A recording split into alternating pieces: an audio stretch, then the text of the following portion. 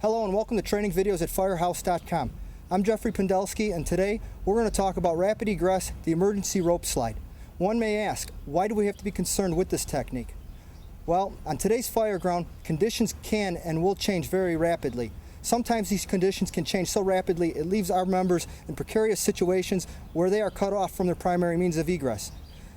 All the time on the fire ground, it may not be feasible for the rapid intervention team to have secondary egress ladders thrown when a mayday type or emergency situation does occur. So in today's segment, we're going to talk about the emergency rope slide. This is a very basic skill that can be done with minimal equipment.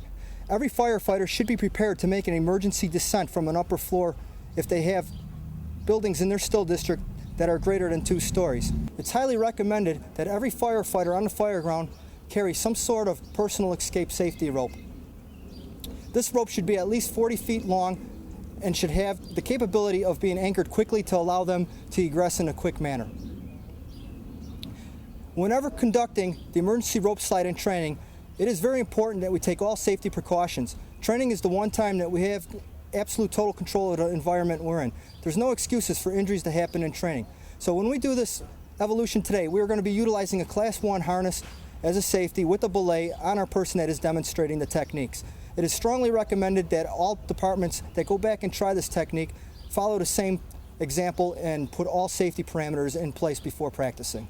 Okay, the first step when establishing the emergency rope slide is to establish a stable anchor point.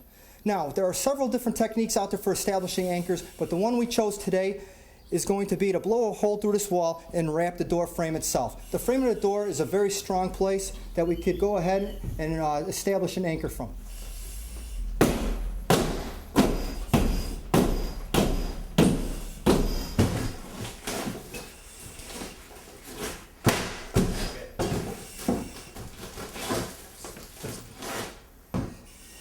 At this point, the firefighter will go ahead and they'll deploy their emergency escape rope out of their pocket.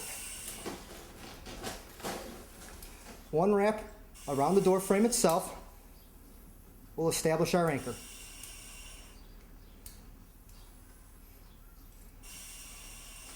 At this point, the firefighter will make her way over to the window so that she go ahead and make her egress.